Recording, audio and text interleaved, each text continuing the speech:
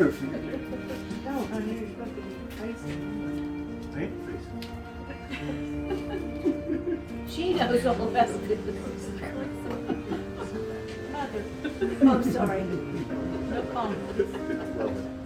Alright, first I'd like to begin by welcoming everyone and thanking you for being here on the happiest of days. It's no accident that each of you are here today and that each of you was invited here because you represent someone important in the individual and collective lives of Debbie and Mike. I truly can't think of a better venue for this occasion, and I know that it's not only a monumental for the wedded couple, but for all of us who are lucky to know them as individuals. And even more so as a perfect pairing. Yep. I know how deeply these two care for and love for one another, and I feel privileged to be here among all of you today as a witness to their commitment and a lifetime of love for one another. I think I've had the good fortune to meet most of you here today at some point or another, but for those of you for whom I haven't met, my name is Terrence.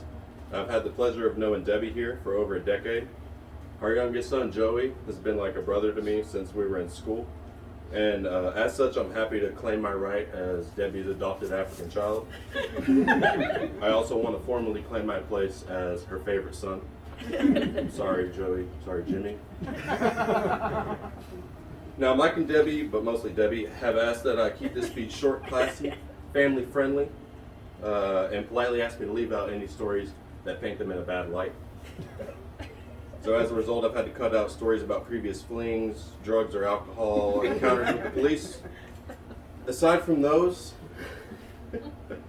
I wish I could tell you a single story about Mike and Debbie that summarizes their relationship and how they enrich each other's lives and the lives of each of us.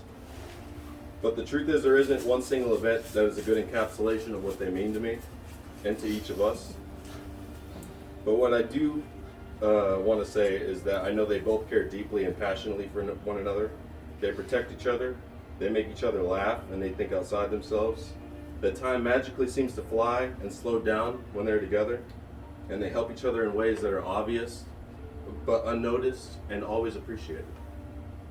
As a third-party spectator for their developing love, it was clear that the two of them represent a perfect pairing because of each of them complement each other so well.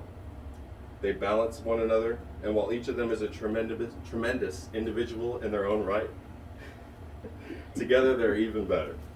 And being better together as a team, a unit, partners in crime, you know, that's what we all came here for, and was ultimately led us all here together, and to witness their commitment to one another in front of those they love the most. It's also my personal experiences with Debbie and Mike that highlight the quality of their love. While I'm engaging these two, our conversations are always full of happiness, love, and humor, and I'm always enjoying myself. I'm certain that's part of what makes them feel so special to each of us, how happy and contented we feel when we're with them. And what I wish for them the most on their wedding day is that their life together as a team is one of complete contentment, full of those moments that they wish would never end, and that they continue to make one another smile and laugh as they do for all of us. Dearly beloved, honored guests, we are gathered here today to join Mike Van Pamel and Debbie Walters in the union of marriage.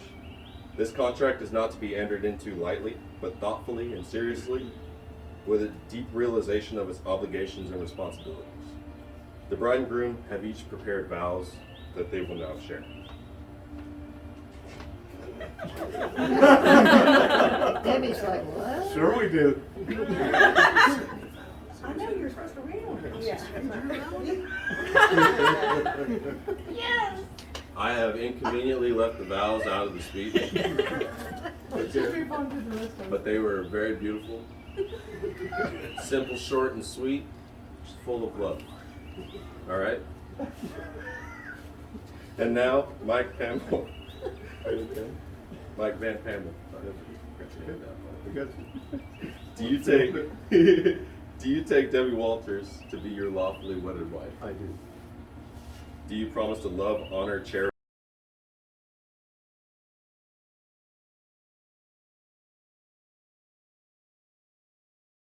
a good answer. And Debbie Walters, do you take Mike Van Hamel to be your lawfully wedded husband? I do. Do you promise to love, honor, cherish, and protect him, forsaking all others and holding only unto him forevermore? Thanks for letting me finish. I didn't. Mike and Debbie will now exchange rings as a symbol of love and commitment to each other. Rings are a precious metal. They're also made precious by wearing them. Your wedding rings are special. They enhance who you are. They mark the beginning and end of your long journey together. Your wedding ring is a circle, a symbol of love never ending. It is the seal of vows that you have just taken to love each other without end. Mike, please place the ring on Debbie's left hand and repeat after me. As a sign of my love, I do. As a sign of my love, that I have chosen you that I have chosen you above all else. above all else. With this ring I wed. With this ring I wed. Debbie, please place the ring on Mike's left hand and repeat after me. As a sign of my love, As a sign of my love, that I have chosen you that I've chosen you above all else. above all else. With this ring I wed. With this ring I Beautiful. I do. To make your relationship work will take love. Continue to date each other. Take time to show each other that your love and marriage will grow stronger over time. It will take trust to know in your hearts you truly want what is best for each other. It will take dedication to stay open to one another and learn and grow together. It will take loyalty to go forward without knowing exactly what the future brings. And it will take commitment to hold true to the journey that you have both pledged today. And now, by the power vested in me by both the internet and the great state of Texas, it is my honor and delight to pronounce you husband and wife. You may kiss the bride.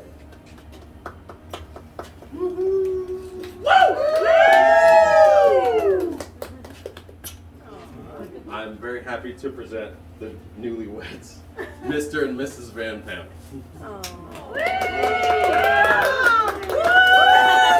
Dipper! Jennifer. No. You did it. I struggled through it. Thank you, ma'am. Now you have to make your entrance into the reception.